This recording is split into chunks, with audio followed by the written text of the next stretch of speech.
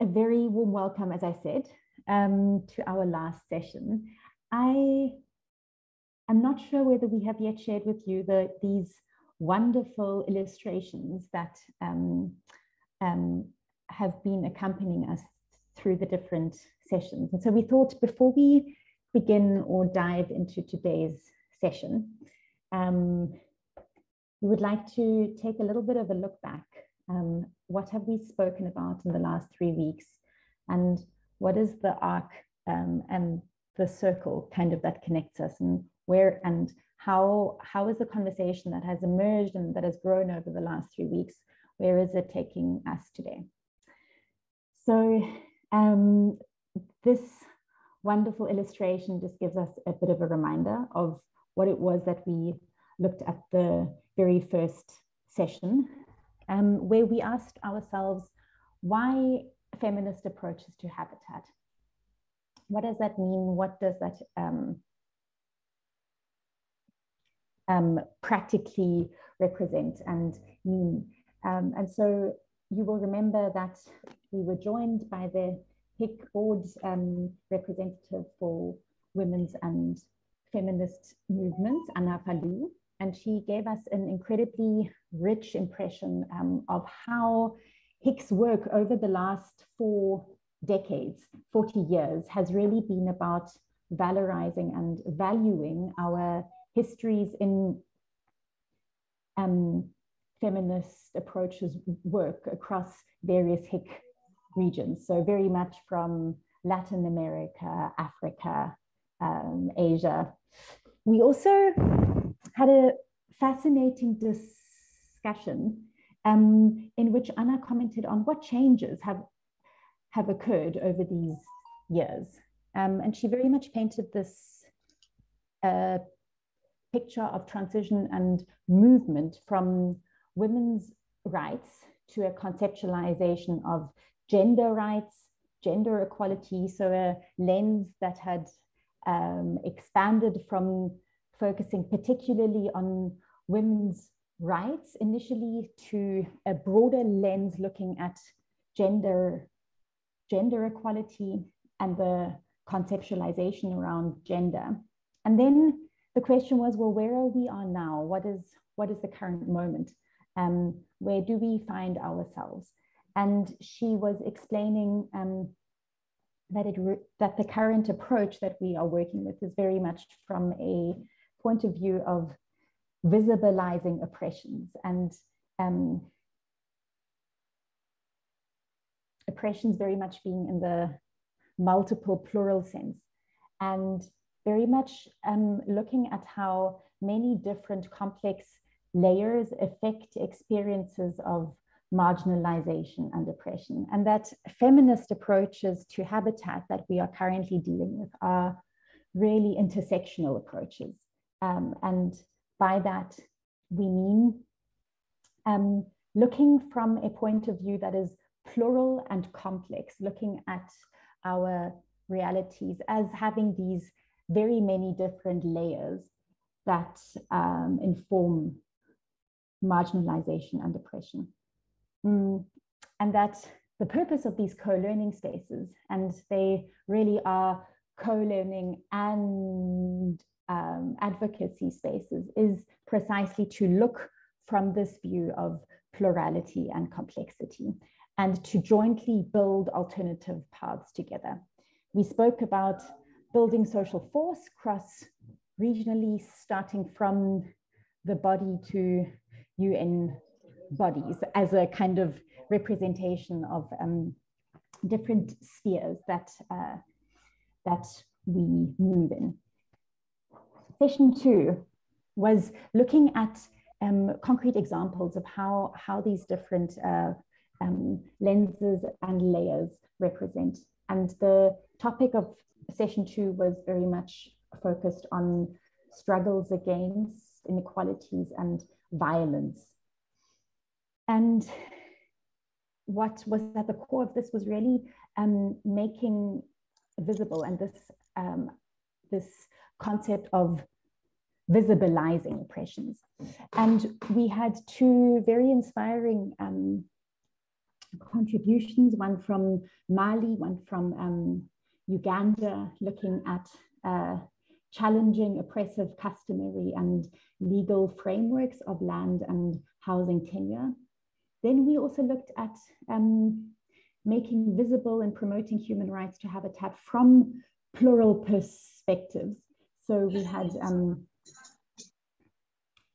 once again, very inspiring inputs and visibilizations from the LGBTQI+ community. We looked at women's experiences in war and conflict, particularly in Yemen, and then also looked at the experience and conscientization that differently abled people use to build a more inclusive city.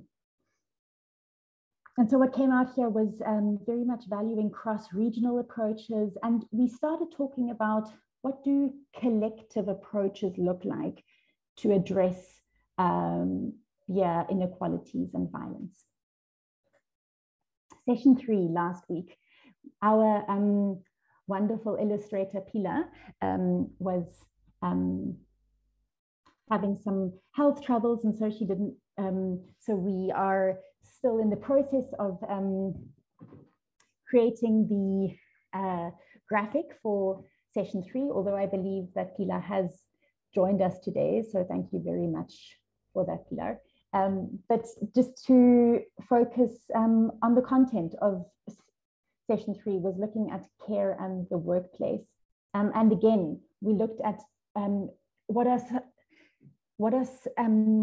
some of the different layers that we are visibilizing. One of them was very much around geographical positioning, looking at the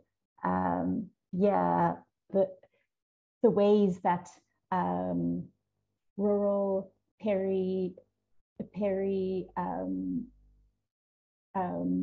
urban geographies very much influence the way that women experience reproductive rights, and then of course access to land and food.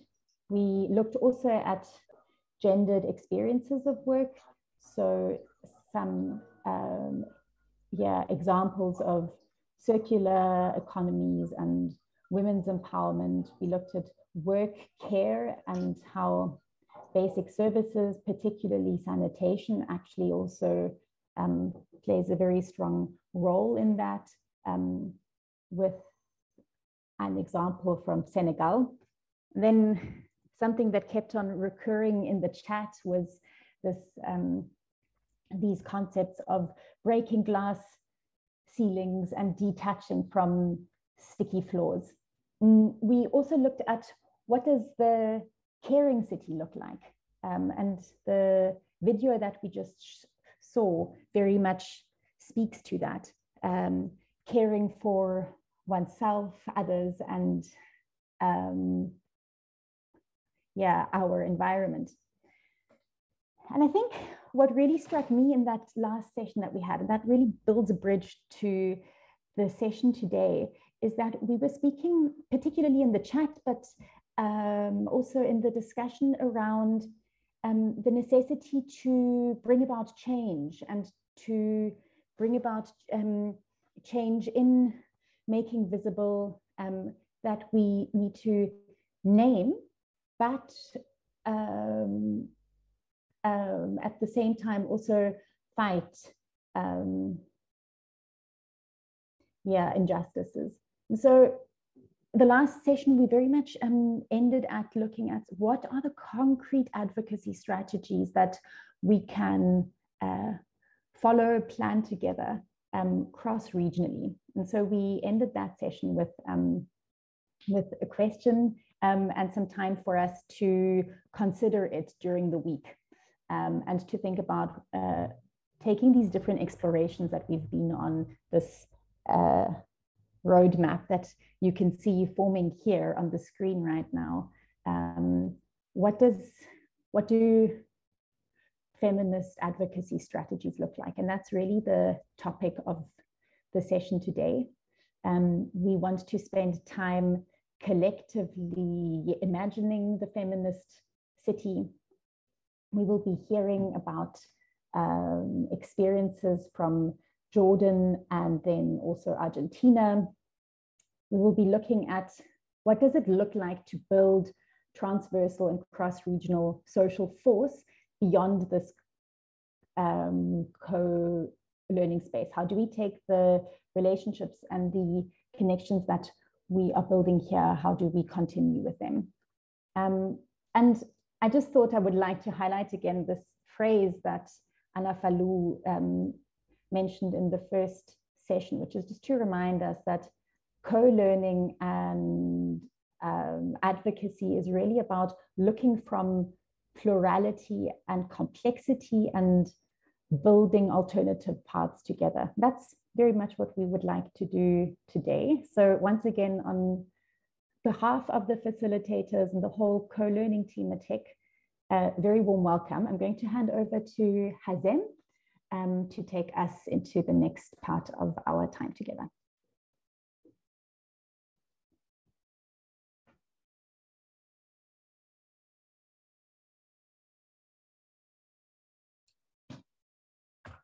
Thank you, Yolandi, and hello, everybody. I'm very happy to be with all of you today in our last session, and we hope it's last but not least. And now I will switch in Arabic and start my presentation.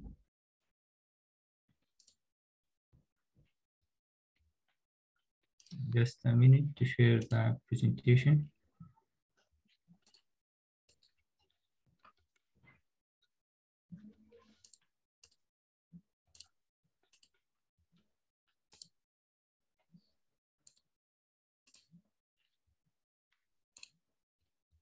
You can see the presentation? Yes, it's great. As you all know, I will switch in Arabic now, it's better. أهلا وسهلا جميعا. Welcome everyone. We will speak today about feminist advocacy. But we would like to start with a bit of a dialectic question about the feminist city. What is your opinion? What is a feminist city, or what do you think that the feminist city should be like if we want to have a rule to have the priority to organize this feminist city? What do you think this rule should be? I think we have 10 minutes. Let's listen to your answers with relation to the feminist city. Those who would like to participate or contribute, please go ahead.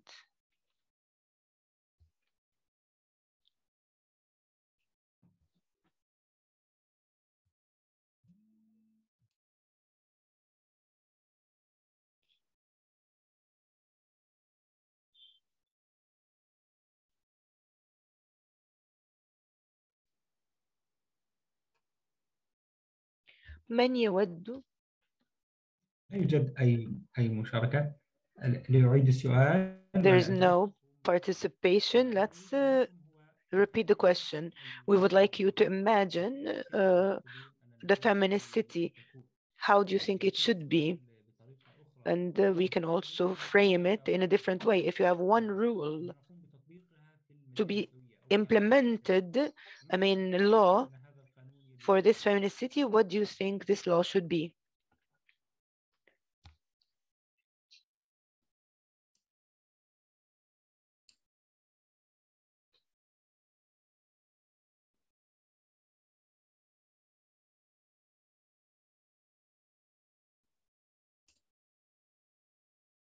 Perhaps you could even imagine what does, oh, I see Adriana's posting in the chat, but I was thinking perhaps you could even imagine what would it concretely look like in your city that you currently reside in? What are the changes you would like to see?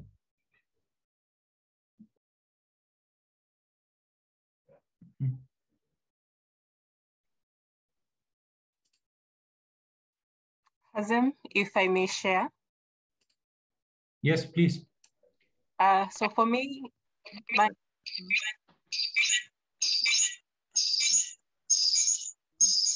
sorry about that. Okay. So for me, when I imagine a feminist city, sorry.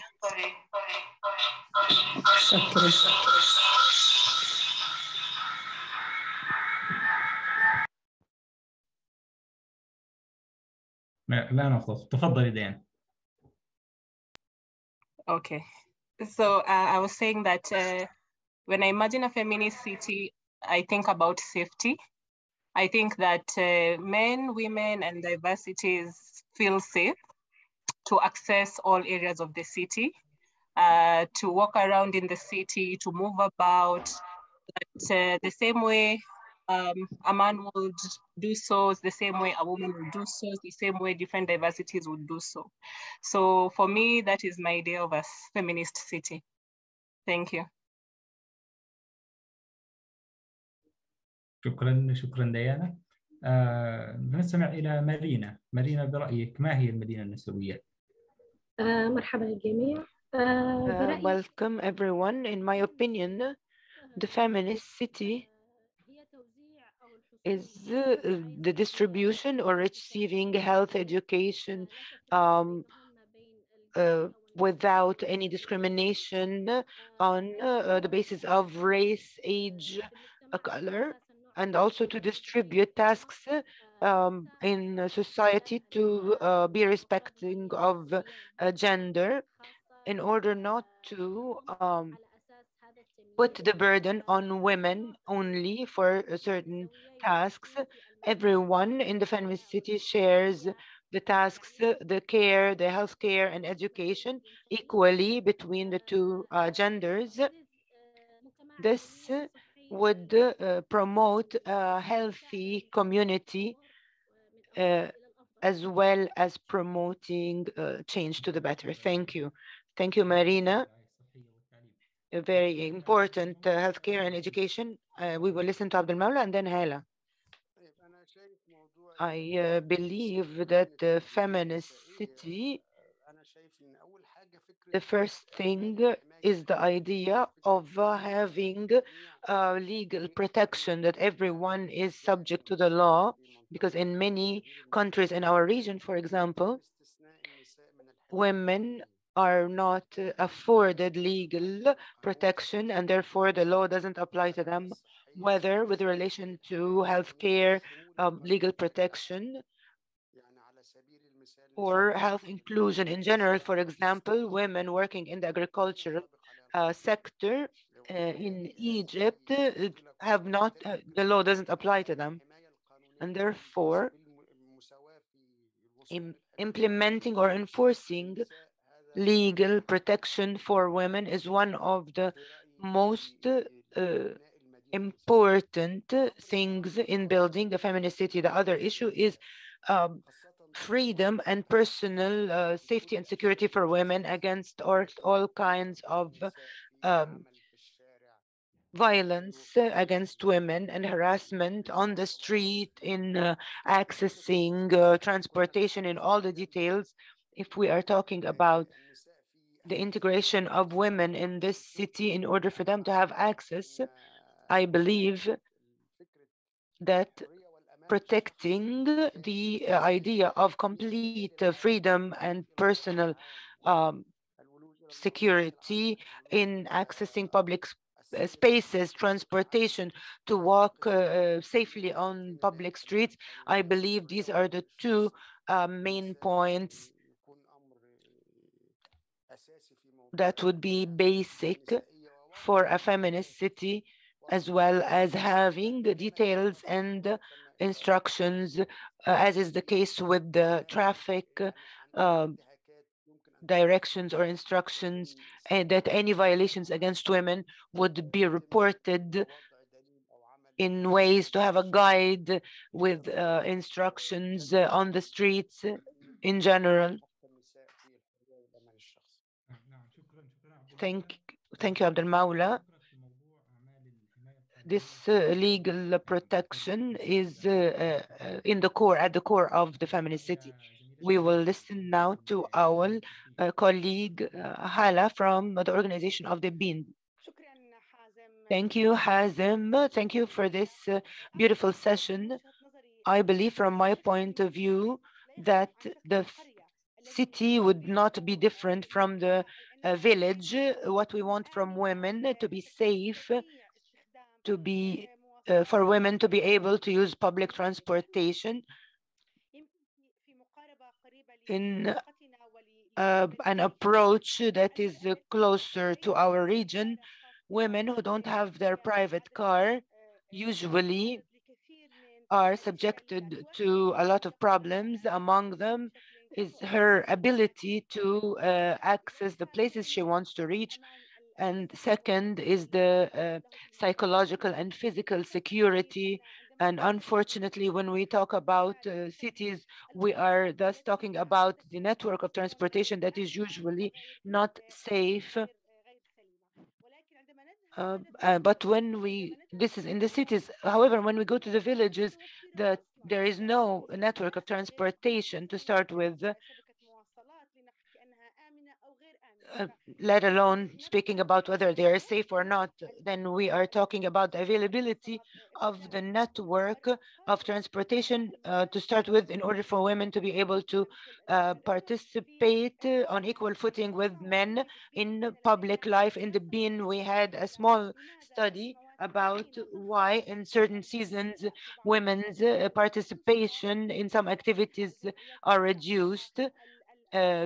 The participation in public forums, and one of the major problems was the fact that they do not find transportation, and this season is the season of some animals going out in certain areas, and then women are afraid, and therefore we prefer not to go out and not to participate based on this. Sometimes there is a network of transportation that is not safe, but we need to start thinking about the availability of such transportation in rural and remote areas. Thank you, Hazem. Thank you, Hela. And then we will talk about Miss Anayam in 1 minute, and I would like to also make sure that the voice is working well, but in 1 minute. Good evening. This is not fair to start with. We just have half an hour. I believe that the feminist city is one based on justice. This is within a group of context, legislative, social, cultural, and economic, as well as the political. I will give you an example. If the legislation is just achieving equality for people, I believe this will be a good city. And then if the culture and traditions also deal with women as they deal with men on equal footing, respecting freedoms and rights, I believe it will be a just city, because in many of the cultures and the norms and the customs, some of these cultures are one of the entry points of violence against women, and therefore this is a main point that I would like to talk about. My minute is over. Thank you. We have a long discussion with you. The feminist city is the title of a book, and this is how the book starts. It starts that the city can be an exciting or enervating space to enact alternative modes of belonging, but may also foreclose possibilities of gender equality. From shopping malls to surveillance, policing to parks, feminists must contend with a host of practices that defined our urban environment. This was the point of view of the book we would like to share with you. We will continue what we are saying about the feminist city. We had some inputs from Samuel Ikwa. I hope that I pronounce his name right. This is the first picture of a man in Nairobi selling vegetables, although it's the traditional role of women. And then the other picture is from Nairobi also, a woman selling vegetables safely by the roadside. So for her, this was a good feminist city because it provides equal opportunities. Both sexes or both men and women can do the work. And then we received also input from Anna Areola, a group of women who are activists, feminist activists. They organize a workshop in nature. And in her point of view, I am assuming to having the freedom to have activities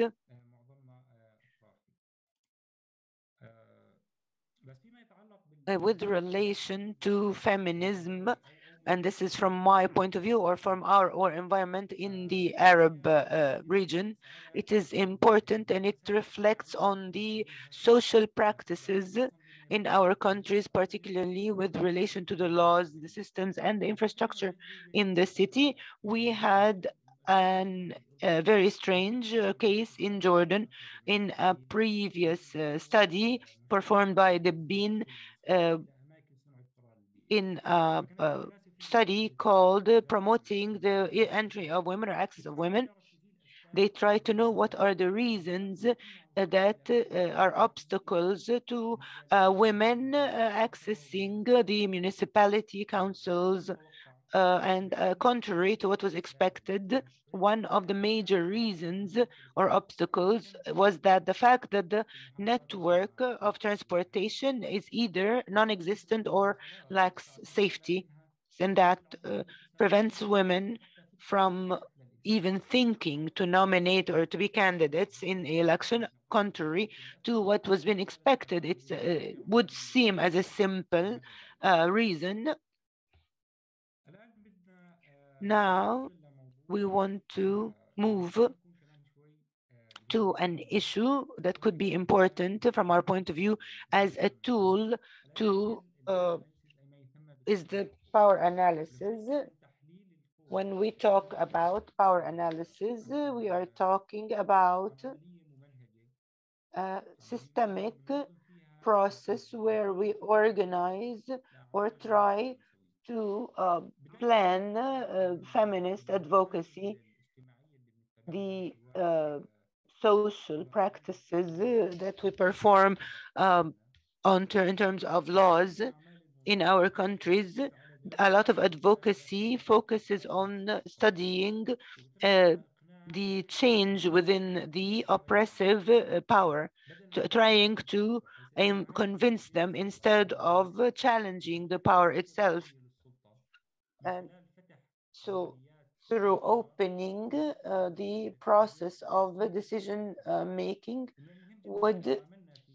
through our work on advocacy campaigns, particularly feminist, we try to expose the companies, the invisible power, such as the discriminatory social norms. And there could be oppressive powers within the networks and the coalitions and the feminist movements themselves. We need to find out what are dynamics of power and try to address them as part of the planning processes. When we talk about the forms of power and control, we are directly or indirectly talking about the actions and the possibility of the authority of controlling resources, such as the policymakers who write laws that are against human rights, and also the companies who are invisible. And they are invisible also, such as the media. And this is what Mrs. Anam will talk more about. The advocacy campaigns could be a means of changing the patterns of thinking in certain communities. One of the most important forms of power is from the bottom up, or power under. We can call it the control, and there is a complex or the definition. People who have been abused or suffered discrimination when they gain power themselves. This happens in our Arab world and the Middle East. The same people who coming out of the same abusive situations, they take decisions that are not in favor of the people. We have another form of power, which is power with. This is the collective power. It's enabling and working in solidarity with others to challenge injustice. Most of the major changes in favor of gender equality and women's rights over the past decades have occurred as a result of collective power. The most important example on collective power is what we are exercising today in the school learning spaces. We are discovering what problems on the local and international level and try to organize work and come out with solutions in order to pressure the upper power in the communities where we work. Another form of power is the power to, and this refers to the potential of every individual to speak up or take action. It's sometimes referred to as agency and builds on power with and power within. It's about recognizing individual strengths and the power in individual action for mobilizing people towards a transformative agenda. In your advocacy planning, there is a last part, which is power within. This refers to power located within us, individual or collective sense of self-worth, value, and dignity. It's the individual capacity for resilience and a source of strength and resistance in the face of challenges. This was a quick introduction to the forms of power and how we can employ them, and as an introduction. And this is the theoretical part. And now Mrs. Anayam will talk about. Mrs. Anam Al-Ashi is a human rights and feminist expert. She worked in the media and in social development. She received an award, and also she was nominated for an award in Washington, and she worked on repealing a law that allowed rapists to receive impunity if they married their victims. And the civil society, women's organizations, and women's rights, she will talk to us about a summary of the feminist movement in Jordan and the relationships between feminist organizations and the legislation and the regulations surrounding or provide the framework, and about the law 308 and the context where the feminist movement works. And then we will move to Marina Thea, Mrs. Marina Thea, and she is the representative of the Federation of Cooperatives. We are all together in Buenos Aires, in Argentina. She is also part of the People's Collective for Habitat. There was a law that was passed in 2000 and allows the enabling of personally or auto run housing in Buenos Aires. So they are providing also professional support. Then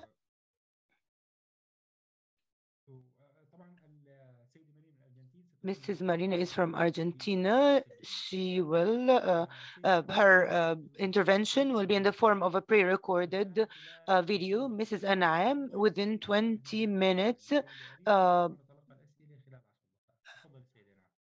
ahead. Thank you. Thank you, Hazem.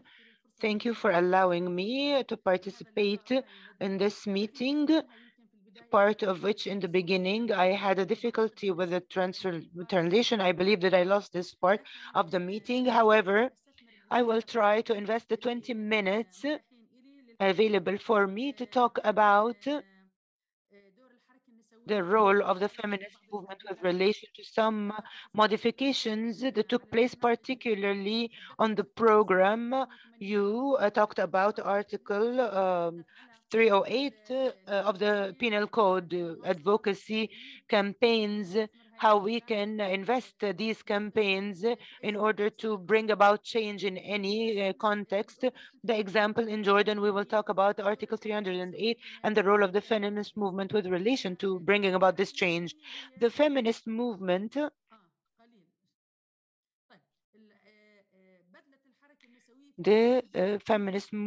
exerted major effort and still does to bring about real changes on the ground in the area of human rights, focusing on women's issues.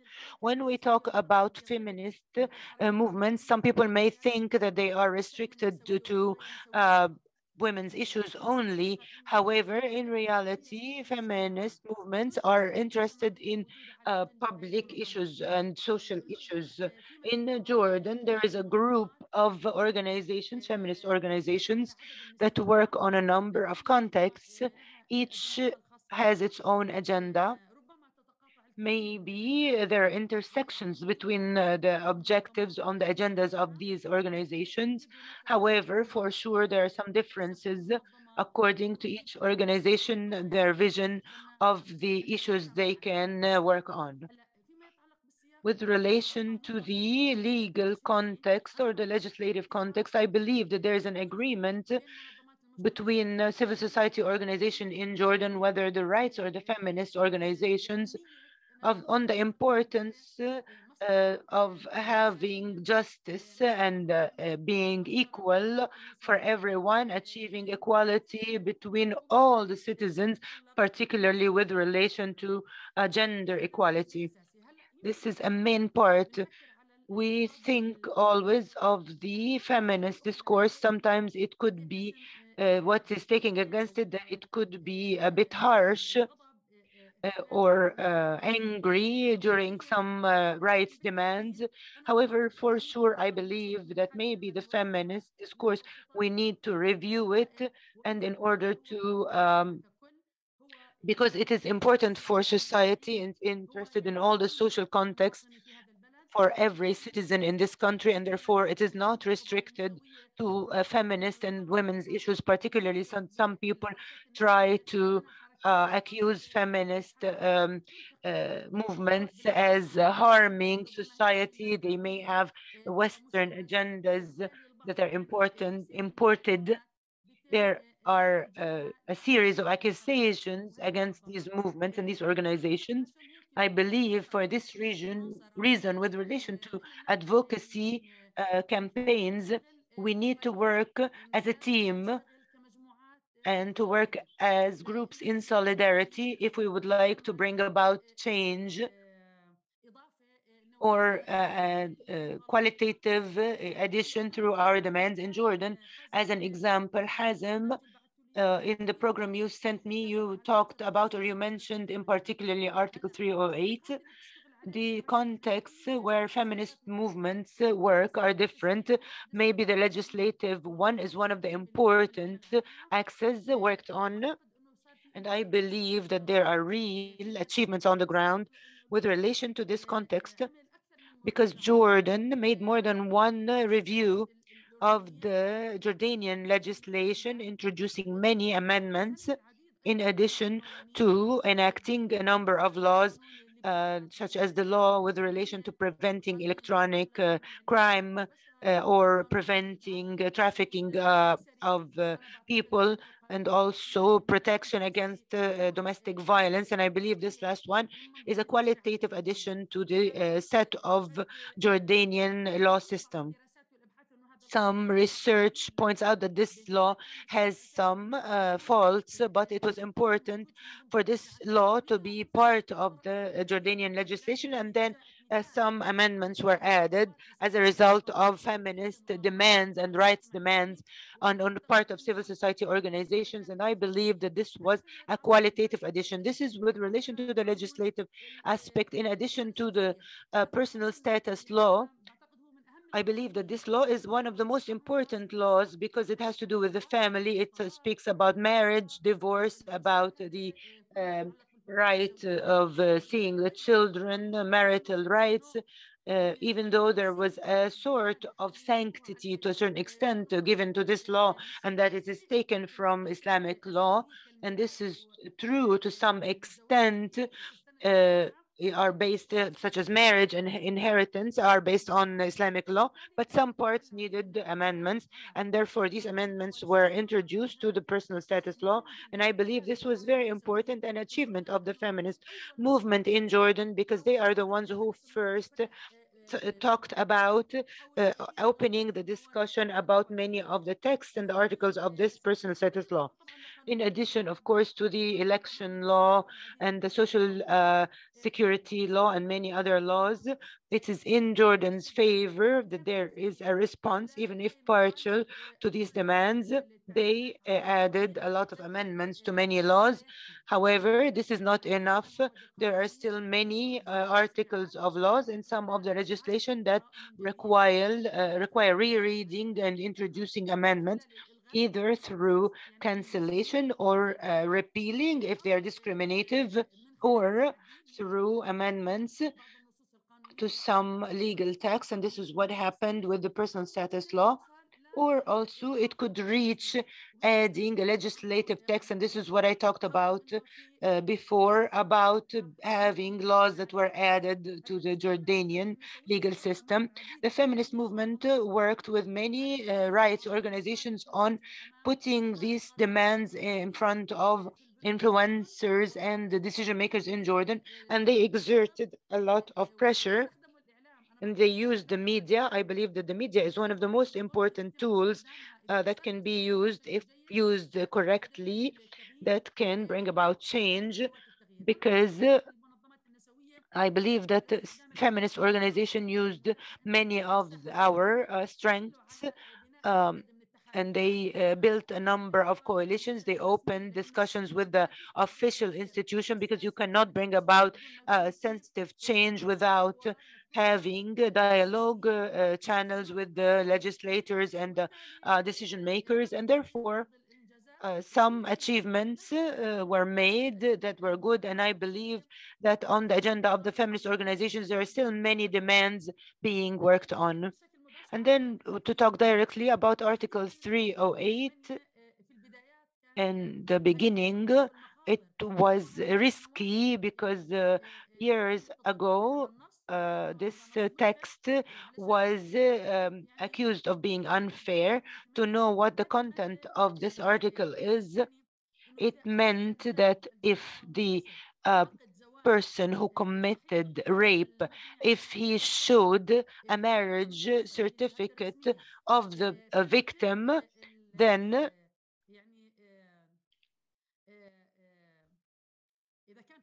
if he is being searched for, then the search for him is stopped. And if he was arrested and there was a ruling, a sentence against him, the person is released. Feminist and rights organizations believe that this text provides impunity, and it is therefore faulty, and required reconsidering and rereading to work on repealing it or introducing any procedures that achieve justice between two sides, because it is against, as this way, it's against justice. If a woman is pressured after being raped, is pressured by her family to marry the rapist, therefore she is forced, particularly if she is pregnant, if the rape results in pregnancy, then this is more pressure on her to accept marrying the rape. And this way we are legalizing rape, taking it from the punitive side to the legislative side. And we worked with the rights organizations for long years. This text is being mentioned in the reports issued about the situation of justice in Jordan, and also civil society organizations mentioned this text. And finally, as a result of this continuous effort, and Hazem, you were talking about taking the opportunities and the advocacy campaigns and how we can overcome the challenges. So this amendment was introduced. To be honest, I should also say that there were 3 points of view about this law. I'm one of the people who worked on the study through the Women's Solidarity Organization. We had a USAID project talking about equality, gender equality, and women's rights. Through this study, I met 70 public figures from different walks of life. And I realized that there were 3 points of view. The first, which is the traditional and the fundamentalist, that they believe that this text, they thought that this text is not to be tampered with. It helps the family, it helps the raped girl, and so they refused to come near it. The second point of view, they were with the complete repeal of this text because it cannot be accepted.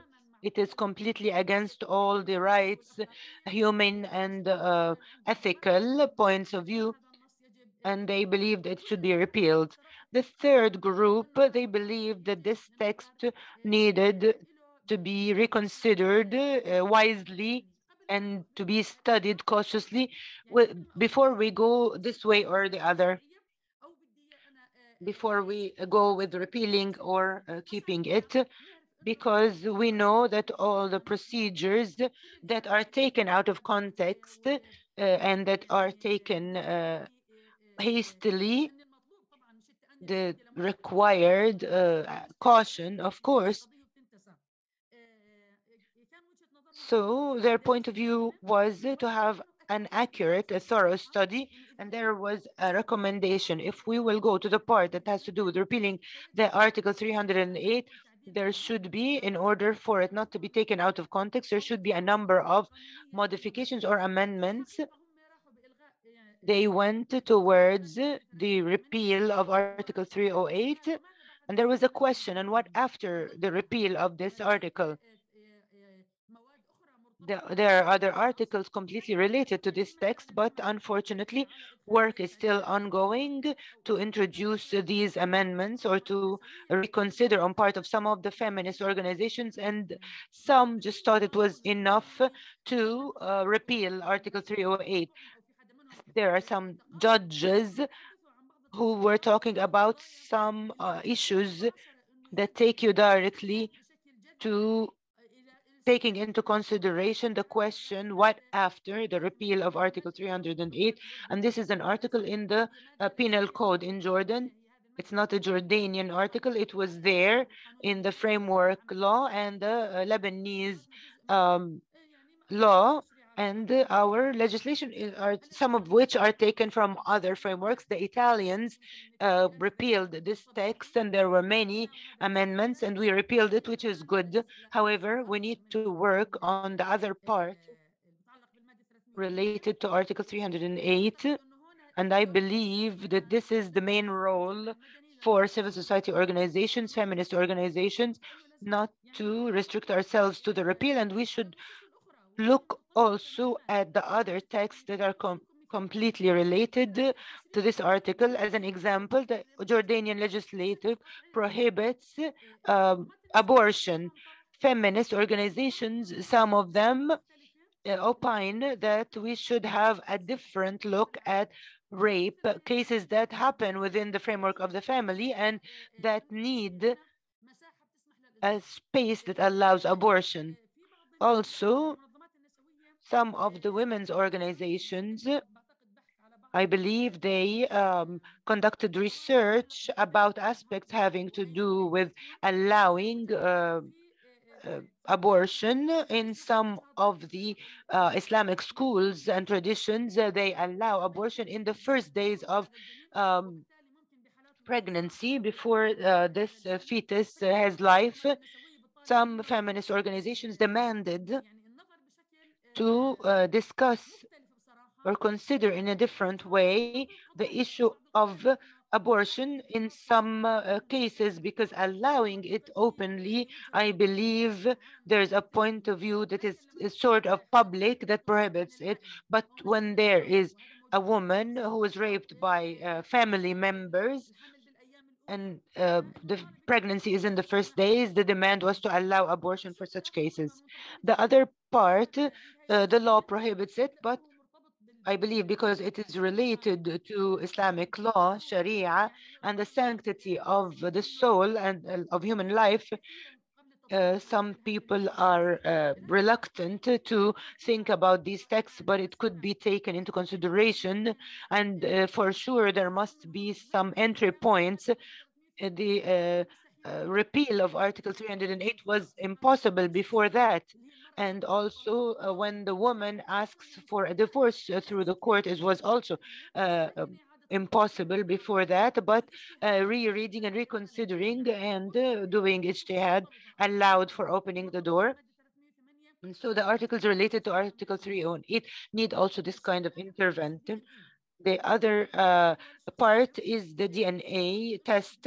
There is a condition to, if the child comes from a relationship that is not legitimate, it's outside the frame of marriage, then this child is not given a name, not given a family name. And we are a society that is ruled by a set of traditions and customs. And so this child would have a problem in getting a family name. So the child receives an identity and a passport, and the child would enjoy all citizen rights and have all citizen obligations. But if we are asking who is my father, who is my mother, who is the family that I belong to, in our culture, maybe it's different even from other countries in the world. The family and the tribe has special sanctity in a special place. I worked in the development ministry. These children who became youth after 30 years, they come back and ask, who do I belong to? Who can anyone tell me who my mother is, who my father is? As employees, we didn't know what to do. We weren't able to answer because usually the answer is not available. And if there is a possibility through the DNA test, if the father is known, to perform this test and to prove that this is the father, and the father would take responsibility for this child, whether financially. And I believe this is the ethical thing and the humane thing to do, and I don't think it is against religion in any way. However, the DNA test is in the personal status law. It takes place in order to find out which father the child belongs to. If there is a marital relationship that resulted in a child, and then they go to court, then they say that this is not a registered marriage because the marriage should be officially registered by law. They could do some kind, they perform this test, and then there is a law case to prove that this child belongs to this father.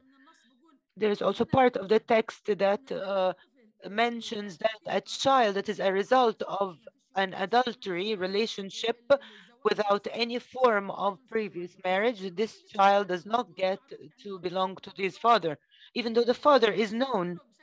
And the woman points at the father clearly. Feminist organizations say that we hope that the DNA test would be approved, and it's in the penal code and the other Jordanian laws. It is taken to provide any kind of crime against any particular person if through the DNA they prove to be related to a crime. But when we come to a child that is helpless, when we know the father and the mother is sure, then we should perform this DNA test, and then the child would be the responsibility of the father. The child does not remain without a family to belong to.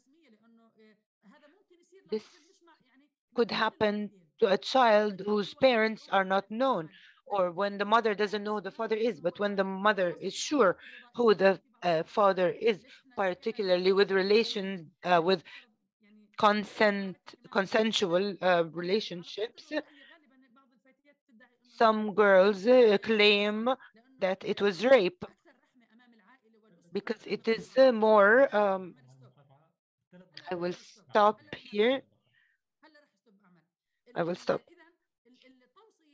The recommendation is to take the DNA test as a way of proving the father of the child. This is one of the demands of the feminist movement with relationship to what comes after repealing Article 308. I will stop here, Hazen.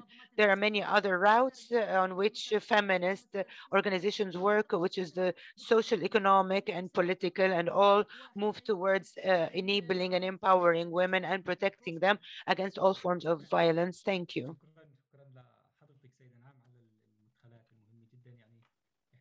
نتمنى انه يكون الوقت اكثر، بس ساعتين كثير قلال يعني على كميه الخبره اللي موجوده عند حضرتك. وانا شخصيا يعني بعيش في الاردن من يوم ما انولدت وتعلمت شغلات كثير واستفدت من sorry, I can't hear him. الان بدنا ننتقل من الاردن للارجنتين. وفي Hassan, could you just 1 second, because I think Mandy has troubles hearing you, just to sort that out in one second.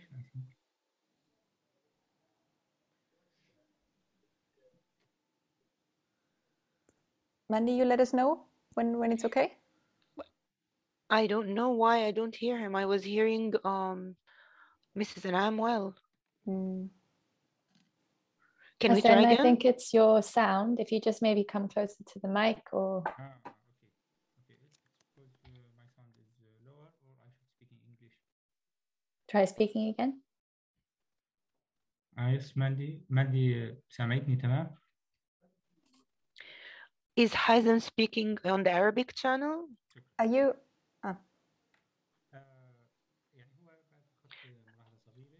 A small remark. We will move from Jordan to Argentina.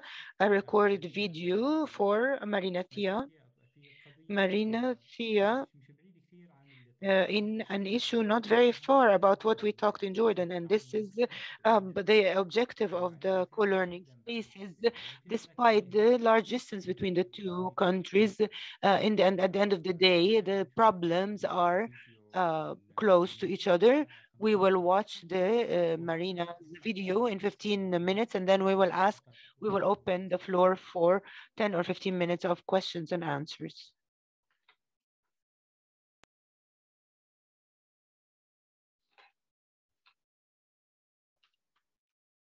Nuestra organización nace en 2007, que es un conjunto de cooperativas y asociaciones civiles.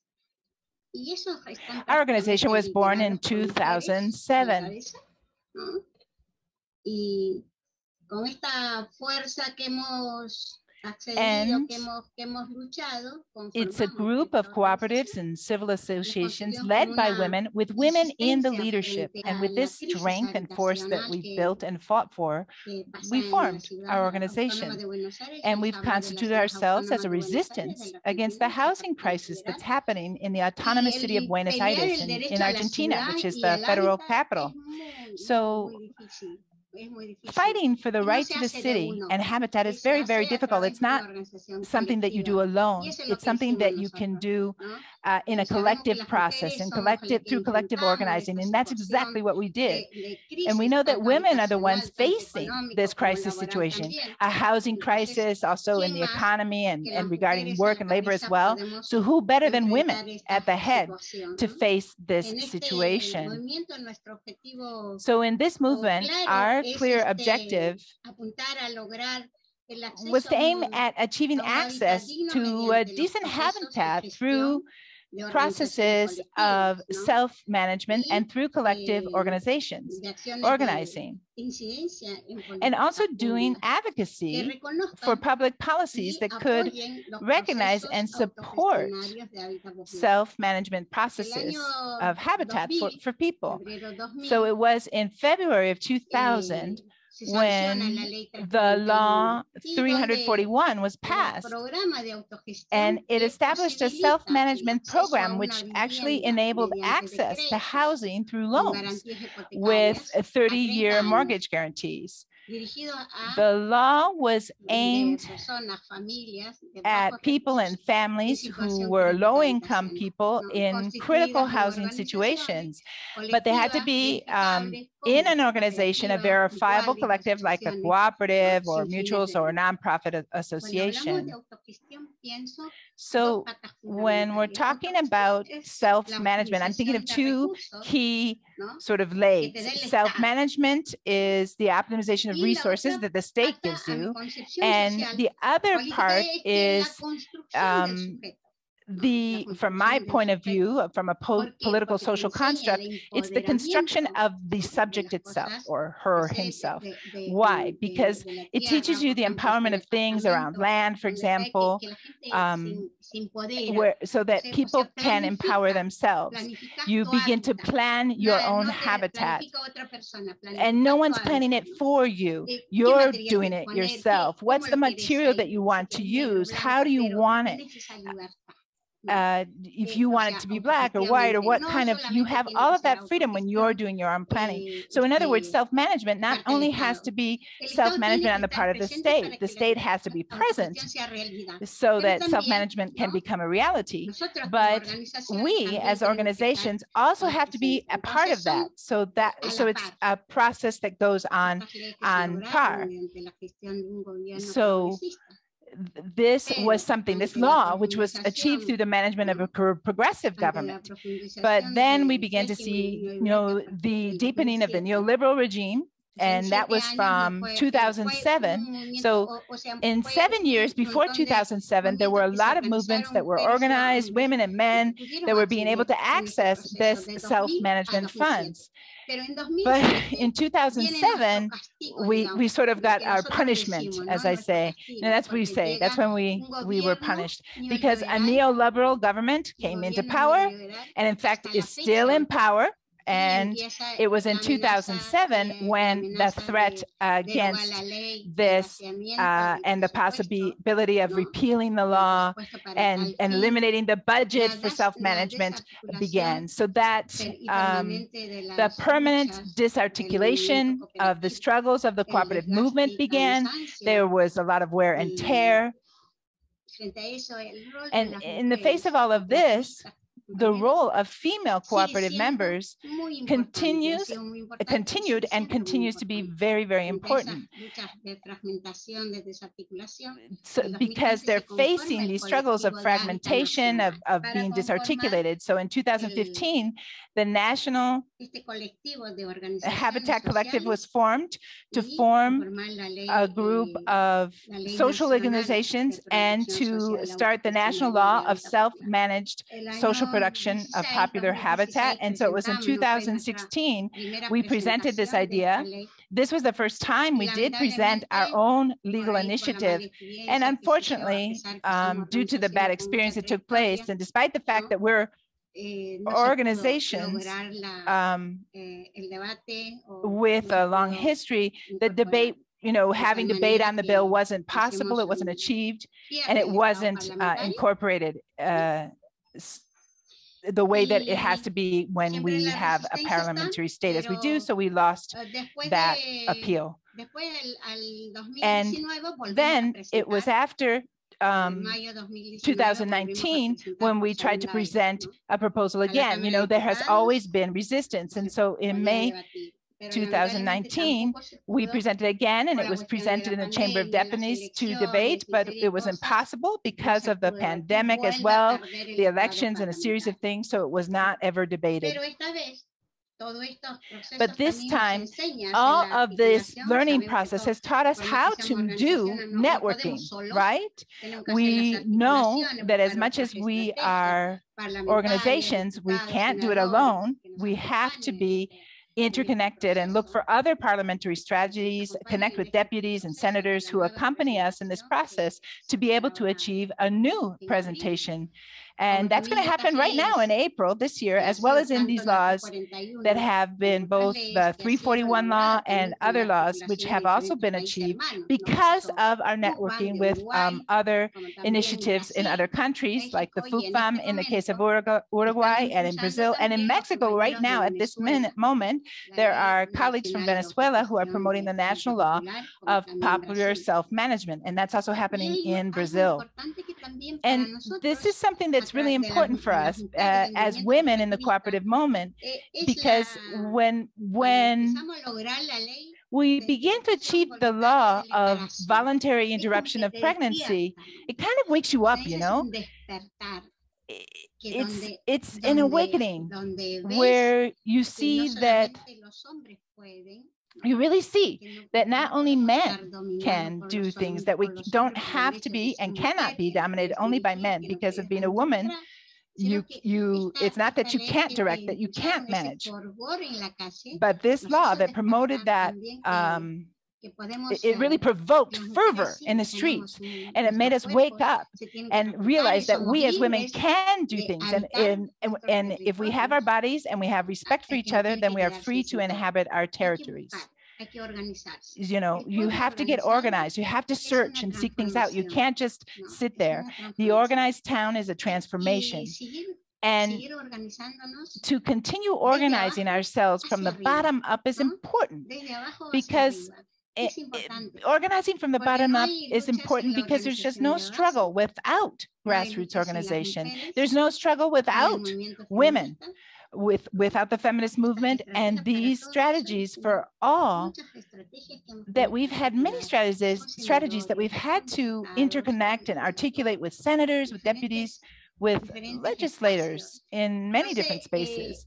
So if we've been able to resist these 14 years and we've been able to finish our constructions and habitat processes, you know, yeah, there were a lot of strategies, and there were fights, and the constant fight in the street, and coming together to be able to claim our certificates so that we could be paying them in a timely manner. The way, well, they were never paid in a timely manner, but that did not stop us from staying there, and this has always been the case. And it's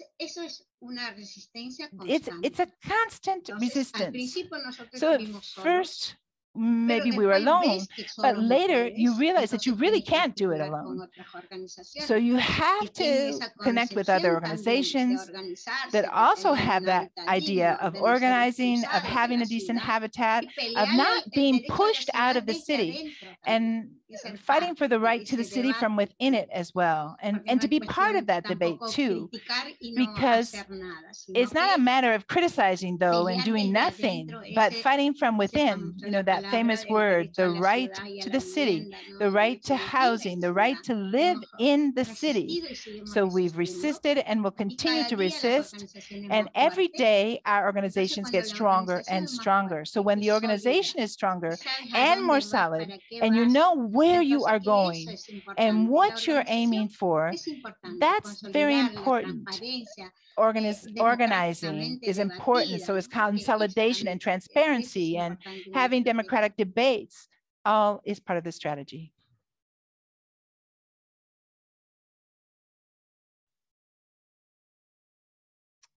A lot of insights from Argentina and Jordan. I think we may have a lot to discuss, a lot to reflect, a lot to react to. It's been really quite insightful and really amazing to see what advocacy is doing in this in other places or in other countries in the world. So I will facilitate the Q&A session. I think we will just go straight to it. If you have a question or a reaction, you can raise your hand, or just feel free to unmute and speak. We have heard from both Ms. Enam, who talked about the repealing of Article 308, the process, what was involved, the advocacy tools they used, and all that. And we've also heard from Ms. Marina, who talked about Law 341 and the subsequent program for self-managed housing. So I'm sure there's a lot that we may want to react to. So please, I may not be able to see all the hands that are raised. I know Julia will help me. So who will start us off? Any reactions, any questions? We are lucky enough to have both Miss Enam and Miss Marina. So we can have quite a productive discussion. Thank you. Berlin, please go ahead. Hola, ¿se escucha? Sí, perfecto. Yo quería preguntar cuáles habían sido o creen que habían sido. I wanted to ask what they felt,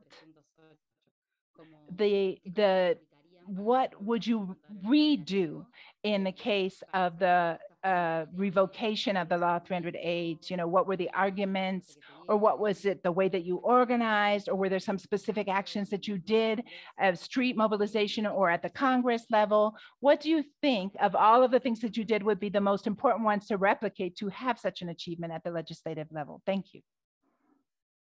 Thank you, Berlin. I think we can hear from Mara as well, and then we can have reactions a bit later. Gracias, Diane. Me quedé pensando So I was thinking, when we're really able to do political advocacy, is it when the law is changed, when rights are achieved, or when you are able to persist and through different struggles you achieve equality? When have we achieved that advocacy that we're fighting for? So it's very exciting to hear, both in Jordan as well as in Buenos Aires, Argentina, there were groups of women who were never sitting still. They were always looking for strategies and sharing agendas with other human rights groups, with legislators, with deputies, trying to recycle and generate different practices that could help us to leave submission. Thank you so much, Mara. I do not see any other hands up. So maybe I would request Enam and Marina to respond or to react to some of the questions that have been brought up. So we may start with you, Enam.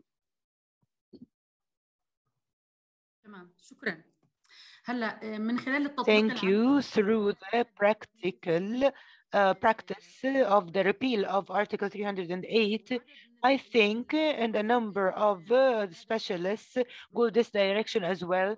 Maybe a set of changes should have been submitted together with all the changes to all this Article 308 and the other articles related to it in order to have the desired result.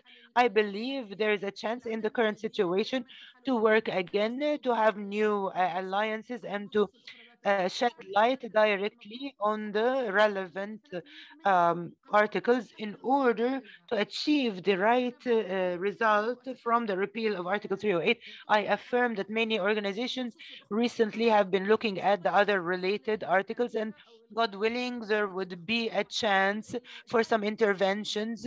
And I believe that when the legislators are engaged, this would be good, because at the end of the day, any modifications or amendments to the laws, whether by repealing or amendments, they go to the parliament.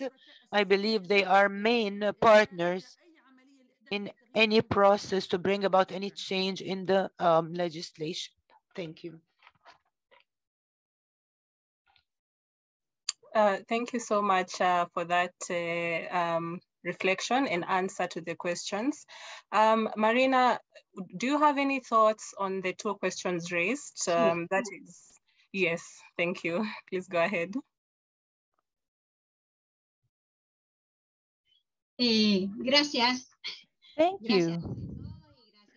Thank you to everyone and for offering us this space where our voice can be heard and being able to share our path and journey of struggle. I'd like to deepen just a little bit about the self-management law and the 341 law, because in Argentina, there are two laws. and one is 341 and that's affecting, there's another one that's a 1449 law that is affecting our right to decent housing.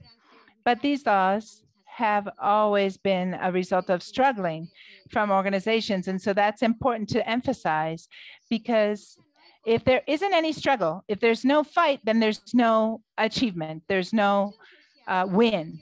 So now when we think about the previous law that was the self-management law, and sharing with other organizations that are sister organizations throughout our beloved Argentina and throughout Latin America was very important. And I'd like to share a bit more about that. Sometimes there's 10 minutes is a very difficult time to be able to share sufficient information, but these laws were tools, basically. They were key tools to be able to have access to housing. And the fight of women became ever stronger every day, because they were able to begin to plan the place where they wanted to live and how they wanted to live. And so if we're talking about cities, feminist cities, well, what feminist city do we want for our children, for our older adults, for our kids and children, for all the inhabitants in this space?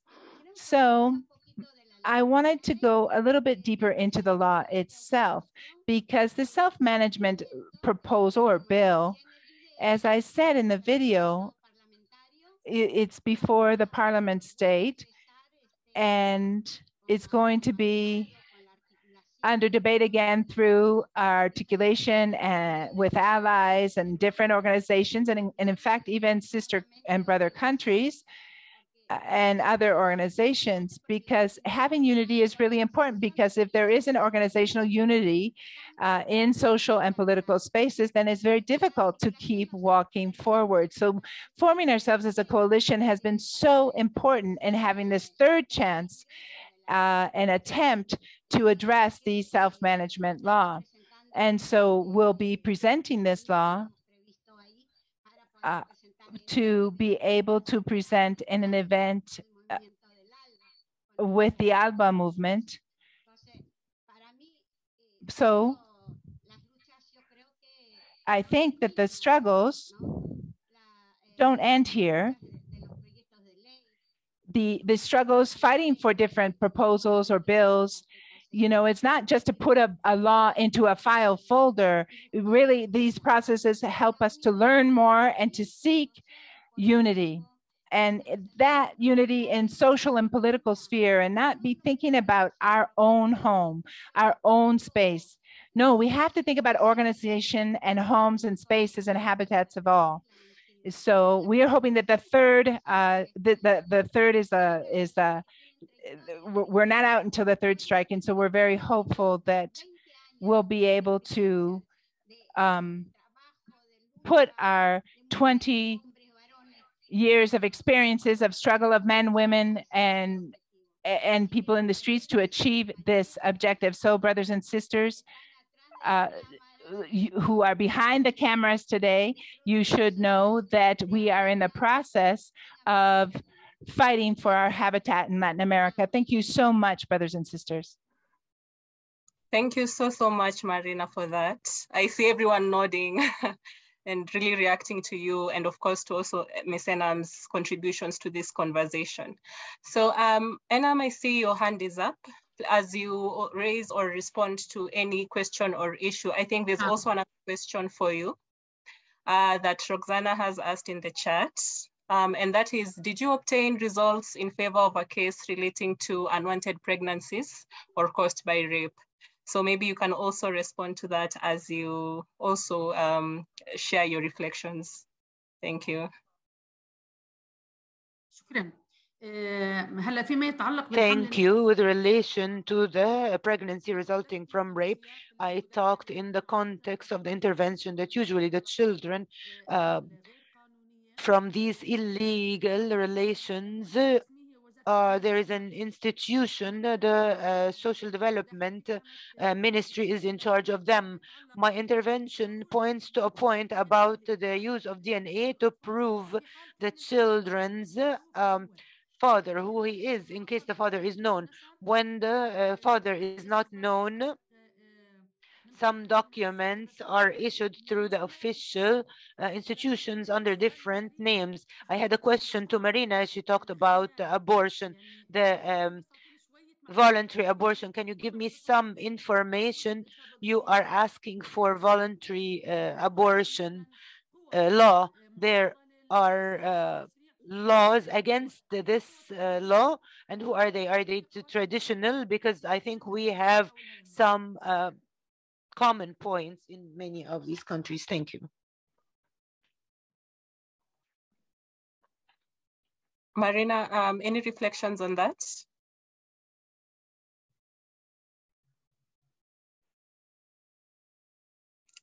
I don't know, I'm not, oh, okay, I see her now.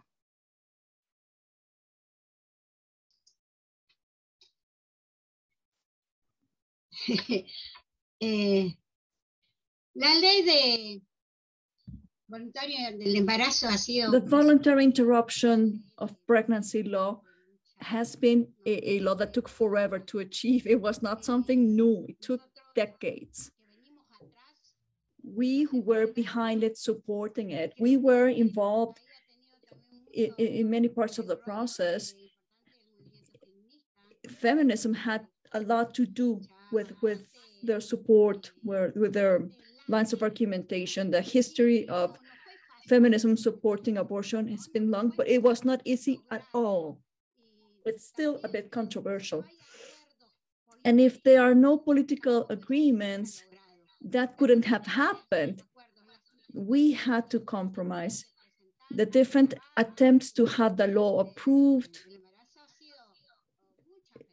In the past, we presented these proposals many times in the past, and it was always denied. So the change now, it's been thanks to the work of feminism and all of the organizations who are working on that. So I think that's what this has been about. The parliaments, the politicians approved the law because they were tired of us. That's the truth. They were tired of us, sick and tired of our permanent demand. And that's what we will do with the national law of creation of habitats. This is something that we will be insisting on because we won't get tired. This is the third time we're proposing this. It'll come a fourth and the fifth, but this will have to become a law because it'll be benefiting everyone after us. And we want to have access to dignified living for everyone, for our children. Does that answer? Thank you, Marina. I think because of time and also just to have more time for the next session, is that if you have any further questions to Marina, and then kindly please put it in the chat. And then at the end of the session, we'll consolidate all these pending questions and have a discussion afterward. So I think what I'll do right now is that I'll hand over to Yolande just for take us to the next level of discussion, trying to get a lot of experiences and lessons from this discussion and seeing how to transform all that into advocacy strategies. So over to you, Yolande. Thank you, Diana, and thank you, Enam and Marina, also for sharing such concrete examples of us and with us and very concrete experiences that are really a great foundation to take us into the next phase of our discussion. And that is really asking the question, looking forward, kind of what does cross-regional advocacy look like in HIC? What are the opportunities that exist for us? And so I wanted to share with you briefly some of the tools and the strategies and the approaches that we are developing in the background. And the first is to share with you HIC's advocacy roadmap. And this is a roadmap that we will also make available to HIC members soon. But it's to give you a sense of what are the strategic or what are the cross-cutting messages that HIC is prioritizing. So if you look at the leftmost column here, you will see those. And I should mention also that this roadmap will be available in French, Spanish, and of course also Arabic. So it gives you a sense of what are the cross-cutting issues that HIC is prioritizing, and then what are the key processes, particularly when we are looking at global advocacy opportunities and agendas. What are the ones that we are targeting? So you can see the first three here are focused more on the global, or on a global scope actually, or global processes. So HIC is engaging with the Sustainable Development Goals, then looking at strengthening accountability of, just move back, of habitat rights in the international system. We are constantly engaging with the process around the new urban agenda, then climate negotiations and climate justice, food sovereignty, and then also displacement and crisis. So these are kind of the consistent lines of advocacy that we are looking at. And you'll see what I highlighted here in yellow is that one of these is very much looking at mainstreaming gender equality. And the focus here is the link between women's rights and habitat rights. So exactly what we've been speaking about in this co-learning and advocacy space.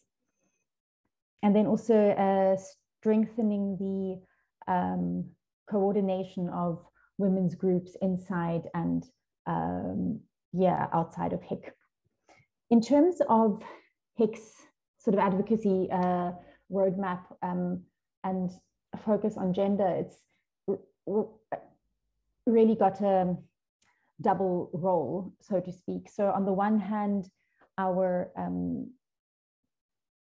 advocacy engagements are a process that is looking particularly at negotiations as part of negotiations on women's rights as part of the Beijing +25 process. At the same time, we're looking at gender as a cross-cutting lens that actually relates to all of these processes here. And the focus and the question that we are continuously asking ourselves and focusing on is how do we mainstream gender and the feminist approach throughout these various processes. And then lastly, you can see here, this last column on the right is showing you different events, upcoming events that can be used as opportunities to share these deeper messages that we are developing. Then this is just to give you a quick sense of a very practical tool that we are developing and that we will also share with you very soon. That's HIC's advocacy calendar. This is not a calendar that shows, so it's a calendar that is a general overview of opportunities. So a tool that you can use to orientate yourself by the various global opportunities presenting themselves. HIC is not always participating in every single one of these, but you can see, for example, here, the ones that are written in red are examples then where you can see, okay, these are particular initiatives that HIC is participating in. Then practically in terms of a feminist advocacy calendar, what are the upcoming global opportunities, particularly in relation to the topic that we have been talking about over the last 4 weeks? So we're just drawing out some highlights and potential opportunities. The first is actually very soon. It's the UN Commission on the Status of Women from the 14th to the 25th of March.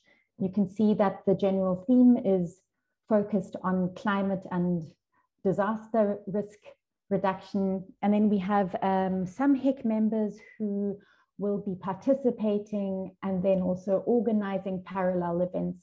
Some of them are also here, I believe, with us. So if you do want to post anything on an event that you are participating in there, please feel free to do so in the chat. Then in July this year, the high-level political forum of the UN will be reviewing the Sustainable Development Goal number 5 on gender equality. And this is a really important opportunity for, for us as a collective to engage, and a possibility also to present a side event. So that's something that we can actually start rallying around now already. Then for HIC and in the global habitat sector, you will know October every year is a very important month for various advocacy opportunities related to habitat. And so there is a chance also for us this year to think about how to make a connection with feminist approaches. And then lastly, this is quite a few months away, but it does give a bit of a scope of the whole year. In November 22, it will be COP27. So presenting a potential opportunity as well to mainstream gender into the climate justice discussion. So this is giving you an overview of the different opportunities out there. But I think for myself, for the team, and I imagine for you as participants as well, the question is really where to next from here. It's been such a rich discussion, such a time of really organizing, strategizing, building unity. We've just heard how these aspects are so key to influencing policy change. And so we would like to say that even though we have reached the last co-learning space session, this is really just the beginning. What we are thinking about is forming a cross-regional working group on gender. And we would like to invite you very much to participate in that. And a cross-regional working group, particularly to engage with these global advocacy opportunities that present themselves in relation to the focus points that we have been looking at and talking about. Currently, we do have 2 regional working groups within HIC already. One is the Women and Habitat Working Group Africa, and we have quite a few members here. Diana is part of that. And then also a working group in Latin America. But the purpose, so there are various opportunities here. If you would like to become regionally involved, that would be a fantastic chance to link with these 2 regional working groups. But the purpose, as I mentioned, of the cross-regional working group would really be to say, how do we continue this cross-regional dialogue and advocacy, preparation, mobilization, particularly for global opportunities. Then the second box that you can see here is that HIC is also holding quarterly advocacy meetings. You may have been part of some of these. The next meeting is actually next week, Thursday on the 3rd of March, which you are all very much invited to.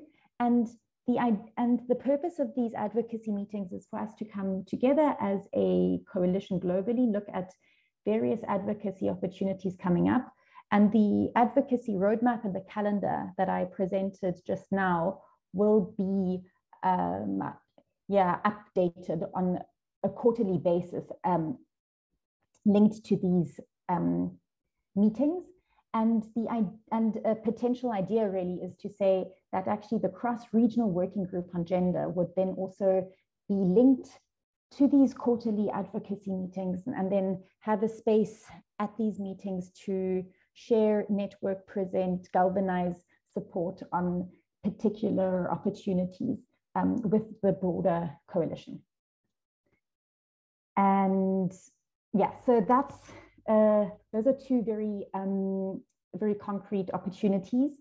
I see Joseph has raised his hand, so I'll just give you the floor in a moment, Joe. But what I would like to say is that if you would like to join this cross-regional working group, do let us know. You can put your name in the chat, but we will also send a mail communication to you with further proposals. Joe, would you like to come briefly and comment on this? Yeah, just a comment. In the spirit and in the practice of HIC operating inside of these forums and at the same time outside of these forums, in the high-level political forum, everyone should know that it would be really great to have a side event on SDG 5, particularly the target 5A, which is about ensuring that states make land available to women, not just to have access, but also to use and to control land in rural and urban areas. And then there are 46 states that are coming under review in this high-level political forum. So working on the inside of that forum, these are really national processes where the national coalitions and forums and CSO platforms work together to review the state's performance before that high-level political forum. And we know that some of our states where we have active members, Jordan and Iraq, just for an example, are opportunities where you can work at the local level and make that local work relevant in the high-level political forum. And then just another thing to add, which comes to mind, is especially among our African members, the 16 days of activism against gender-based violence is another local opportunity where we've worked in the last couple of years in Zambia and Zimbabwe and Uganda to bring up the issues of forced eviction and dispossession of women in those local campaigns. So just to keep that also in mind, that happens in December. So we have time to plan for that, but it's another opportunity not to be missed. Joe, thank you so much. So I think you can see at HIC, we are really, really ready to support you. Joseph, if you haven't met him yet, is the coordinator of the Housing and Land Rights Network, which does fantastic work on supporting particularly with the various reviews coming up and a much broader host of work as well. So the last opportunity that I just want to share very practically as well is that we are having another co-learning space, and that is starting in March, and that one is particularly dedicated to multi-level advocacy. And I would like to hand the floor over to our colleague. So this is just to give a bit of an overview, but I'd like to hand the floor to our colleague Areli to tell you a little bit more about that. And to also let you know that you are very much invited. It will be taking place on Wednesdays in March. Areli, over to you.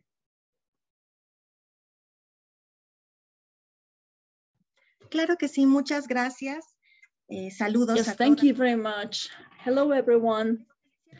What I wanted to say is that the invite to this new co-learning space on multi-level advocacy, one that has been extended, its deadline has been extended until March the 4th.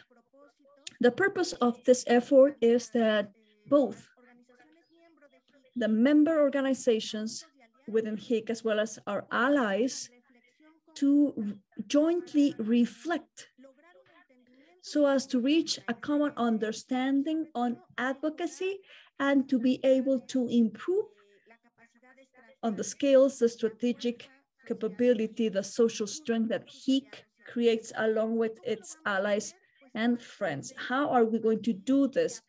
By sharing and by learning on advocacy experiences of organizations from the Global South. There will be 4 sessions.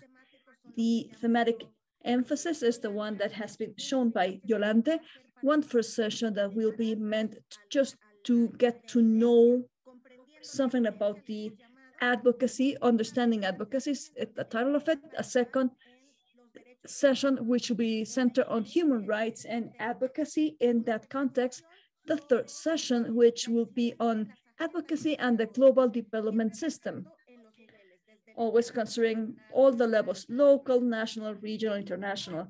And the fourth and last session will be about a very brief review of all of the matters that we discussed, of the strategies, the skills, the concepts of advocacy, some strategies that we will be able to learn from our guest organizations so as to get ready for the call to action. That will be the last session, just like today, right? But it will be meant to recap all of the practical and theoretical knowledge that will be created together. March the 9th, the 16th, the 23rd, and the 30th. Those are the dates, save them. It's all on a Wednesday from 5 till 7, the South African Standard Time schedule. Thank you. Thank you very much, Aurelie. Hala, I see your hand. Unfortunately, we are very tight on time. Perhaps you could type in the chat. Hala is together with Henrique and Emmanuel, facilitator, part of the multi-level advocacy co-learning space. So yeah, this brings us to the last few minutes of our time together. And I would particularly like to invite our wonderful facilitators,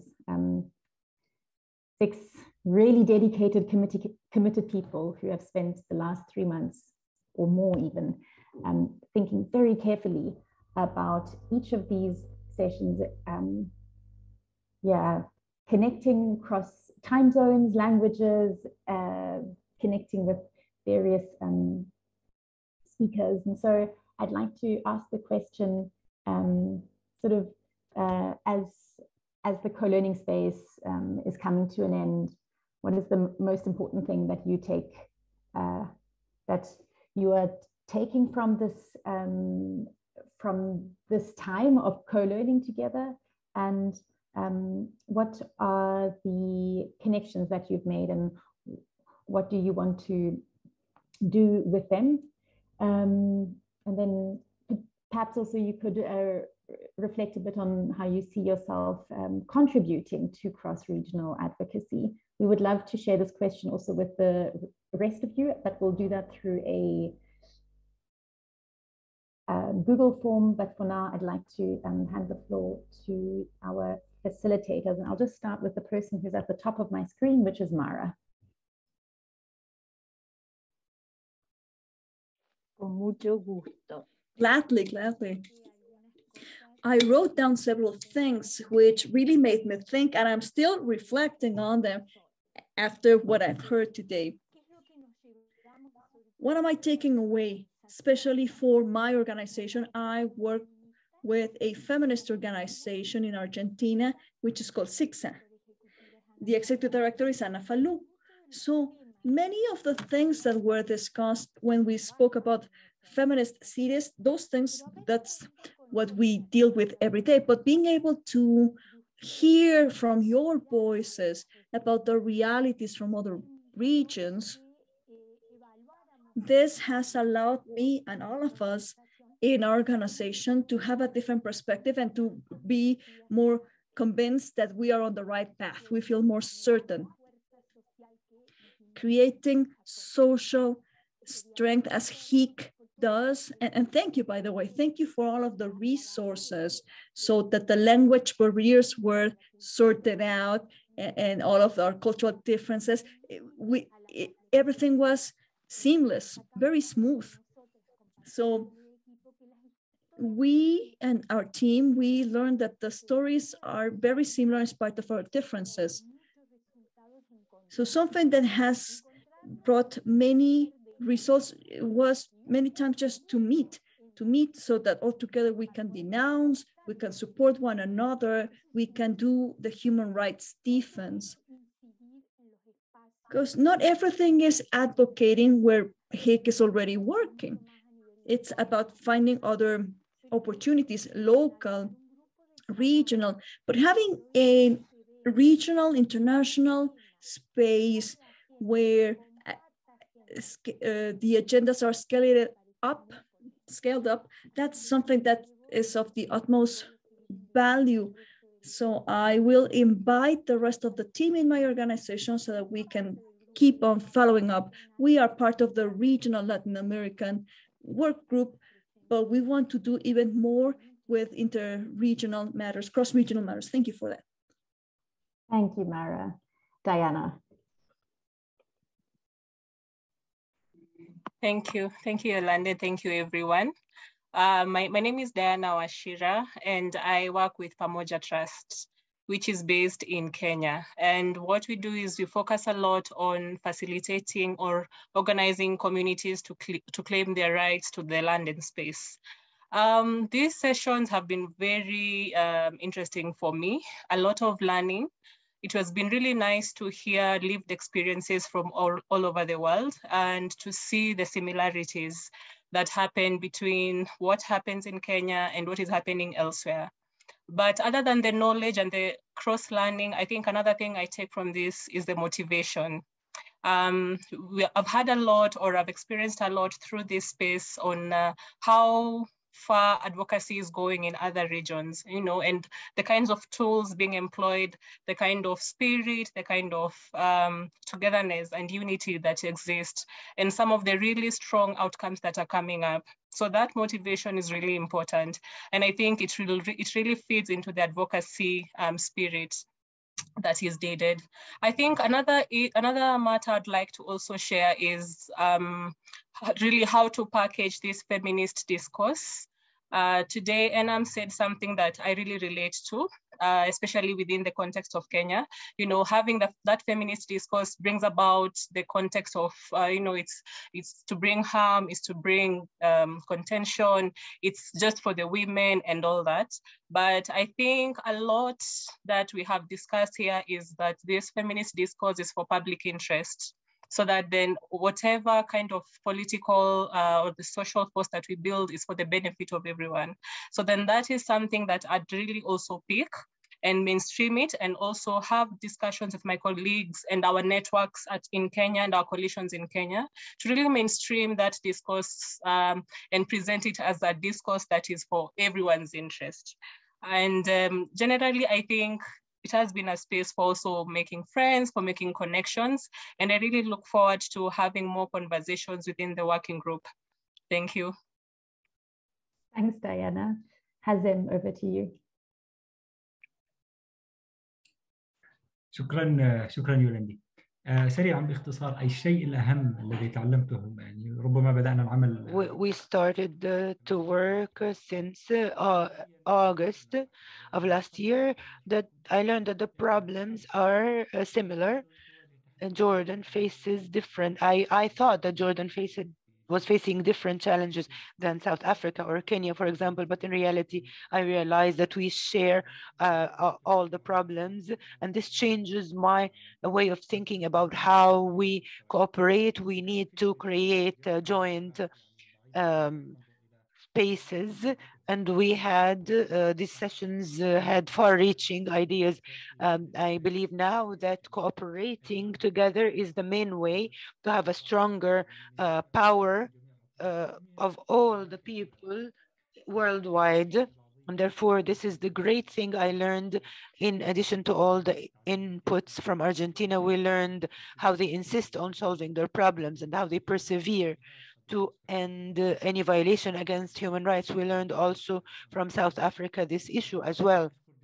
I thank all those present, starting from the interpreters and the HIC also for allowing this opportunity, and also for facilitating all the logistics and the support and the translation services. I hope we always continue to be in touch and to work to achieve change in reality.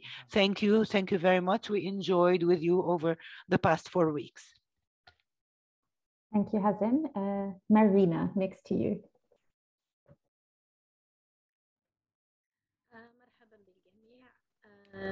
أنا سعيدة جدا للمشاركة في التعليم المشترك. مرحبا بالجميع. Welcome everyone. I'm very happy for the time we have passed together in the co-learning, many experiences that we have benefited from. I am Marina. I work in the Democratic Social Forum in Yemen. In this forum, we work on many issues, including achieving justice, strengthening the institutional strengthening of organizations and local council governance. We also work on peace building issues, and we do political and economic empowerment studies, as well as working on the right of housing, shadow reports, women's rights. In these experiences, we benefited a lot with relation to the experiences from different countries, particularly that in Yemen, we suffer a lot from violations to a great extent against women and even against the youth and citizens in general. However, it is against women because they are the weakest in the chain, and particularly in the circumstances of war currently. What we will be advocating on. I benefited from the experiences how some women or many women around the world resist against violence and in order to obtain their rights in a better way, in the right way over successive stages. Currently, we use these experiences for our country, Yemen, and we try as much as possible to mitigate the burden on women. I thank your cooperation very much and great experiences that we benefited from. And I hope we continue to be in touch to benefit from each other's experiences and to develop ongoing and to what extent we benefited from this co-learning and how we can improve our situation in the future. Thank you. I was very happy to be with you. My greetings. Marina, thank you. Next up is, yes, Eliane. Tu m'écoutes? Okay. Oui. Merci. Thank you. Thank you for giving me the floor. There are so many things to say, but I have traveled around the world with this adventure. And I would like to thank you and shout out for this idea of having this co-learning space, because this has enabled you to do a lot of things in very short period of time. We started out to think about the topics on which we can be working under the perspective of our local realities, but we did not realize to what extent women around the world live exactly the same thing. I found many things that are similar to the reality that we live on. And thank you for sharing all your activities and strategies, because this will enable us to improve our work locally.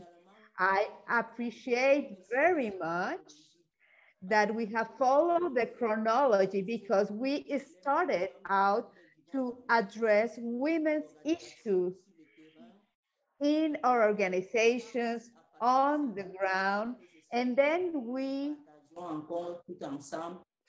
I would like to continue sharing all these experiences because this is our main soul. I think that we will be looking forward in participating in the next co-learning space. I think it was an excellent initiative, and because it is very important to conclude like this sharing, I appreciate it so much. I saw faces that I loved so much, and I wish that we can stay in contact. Thank you very much, Eliane. I know we're a little bit over time, but if I could ask you, I'd love to hand to our last facilitator, Andrea, and then after that, we would love to take a group photo. So if you could hang on just for a few more minutes, just so we could do that before you leave. Thank you. Andrea, the floor is yours.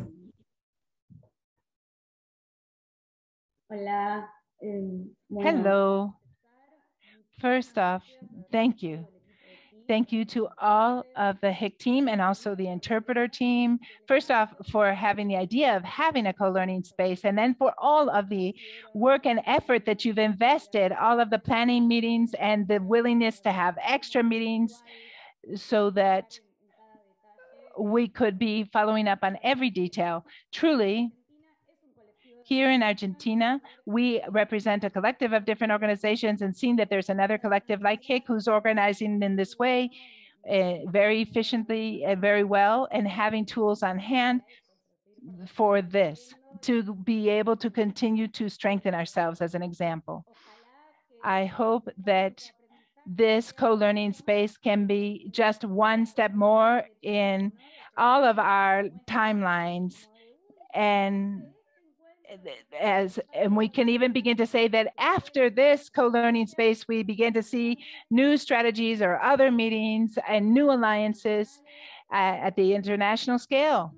And it's not exactly a starting point, because we know about the years and years and years of work behind this, as you've already said, of women and organizing in the general population as well. And of course, the patriarchy does affect intersectionally every single person. And so let's hope that this is just one more point on that timeline, and we'll be able to continue getting to know each other, and this area of struggle will continue amongst all of us. Thank you. Sure, I know we all have to go, and the interpreters will go in a second, and it's almost sad to know that next Saturday this time we will not be together, but we will be together in many other ways. I feel very emotional, and all the things that have been said resonate enormously, and I was trying to think, I mean, things that have happened here, and I think that there are fundamental things that I would like to share with you. One is that I think that in this traveling together across the world, as Eliane said, which is true, you know, we have traveled together across the world and without any emissions, so good for us. But I think that we have developed, we have managed to get together different ways of seeing the world and of seeking change. And in that, we have developed a common language across all these different languages that we speak and these geographies.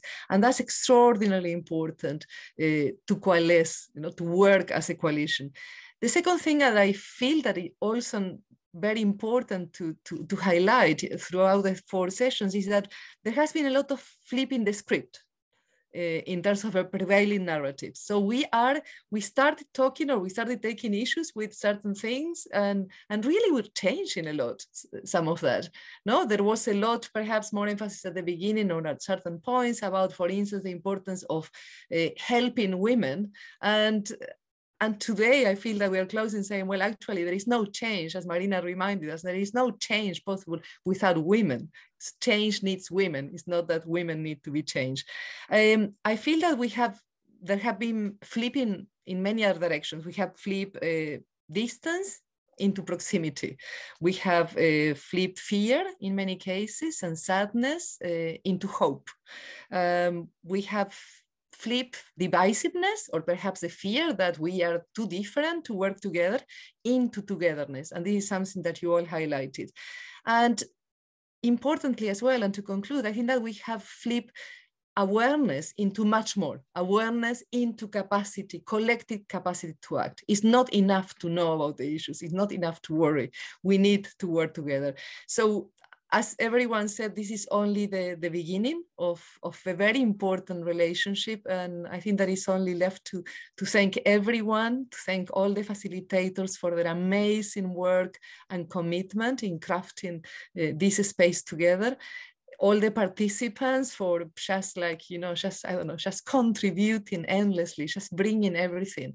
Of course, to Yolande, Show, and Maria Silvia and Ahmed for really also being behind in terms of the decision making to make this space possible.